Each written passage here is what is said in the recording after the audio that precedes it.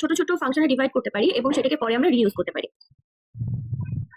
আচ্ছা, তো বেসিক্যালি বলা যায় লার্জ ফাংশনকে কিভাবে আমরা ডিভাইড করে ছোট ছোট ফাংশনে কনভার্ট করতে পারি। ঠিক আছে, তো আমি একটা ফাংশন নিচ্ছি গেট সাইন।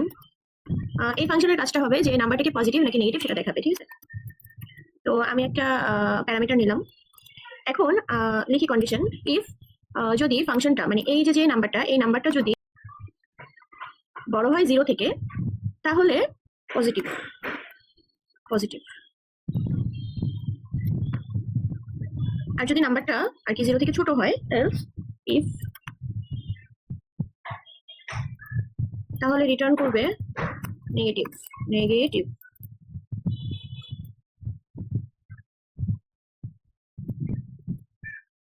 Else return 0। ঠিক আছে, ওকে। তো এটা গেল আমাদের একটা ফাংশন, সেটা হচ্ছে নাম্বার। আমি আরেকটা ফাংশন নিচ্ছি, ফাংশন আরেকটা নেওয়া যায় হচ্ছে গেট প্যারিটি নিই, প্যারিটি প্যারিটি। তাহলে একটা আর্গুমেন্ট নিয়ে আমাদের এই নাম্বারটাই থাকবে।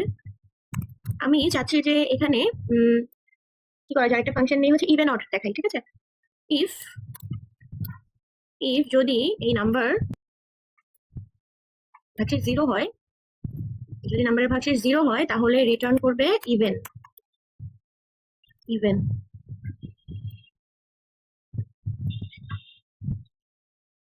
এলস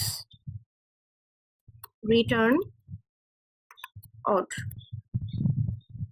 আচ্ছা, তাহলে এখানে আমি দুটো ফাংশন নিলাম। একটা ফাংশন হচ্ছে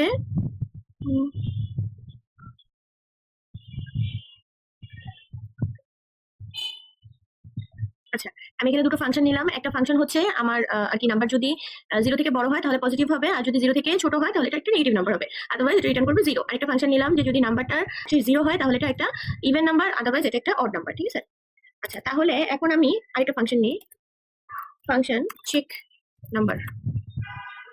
তাহলে নাম্বার, দেখুন আমরা এখানে দুটো ফাংশন নিয়েছি।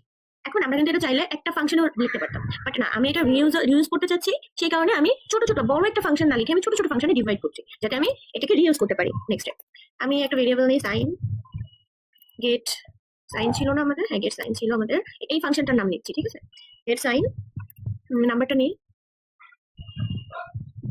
দেন আরেকটা ভেরিয়েবল নেই প্যারিটি, দেন আমাদের কি ছিল ফাংশন নেম গেট প্যারিটি, না গেট প্যারিটি, হ্যাঁ নাম্বার।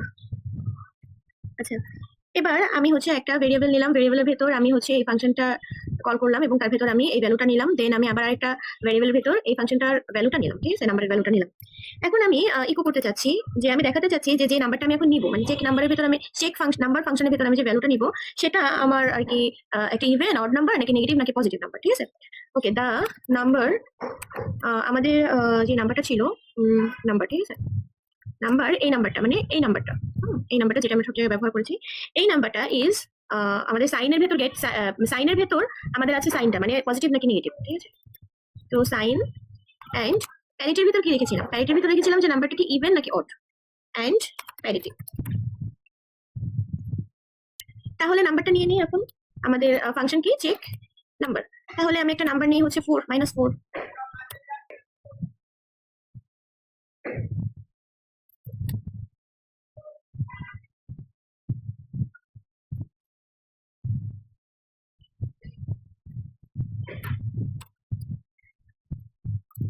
ডিভাইড কি ছিল যেন, লার্জ ফাংশন, লার্জ ফাংশন এটাই ছিল না file name, divide large function dot PHP. আচ্ছা, নাম্বার হচ্ছে 4 ইজ নেগেটিভ অ্যান্ড ইভেন। আচ্ছা, আমি যদি এখানে দেই নাম্বারটা হচ্ছে 2 3 দেই, তাহলে 3 হচ্ছে পজিটিভ এবং এটা একটা অড নাম্বার। ওকে, দেখি কি আসে। তো 3 ইজ পজিটিভ এবং এটা একটা অড নাম্বার।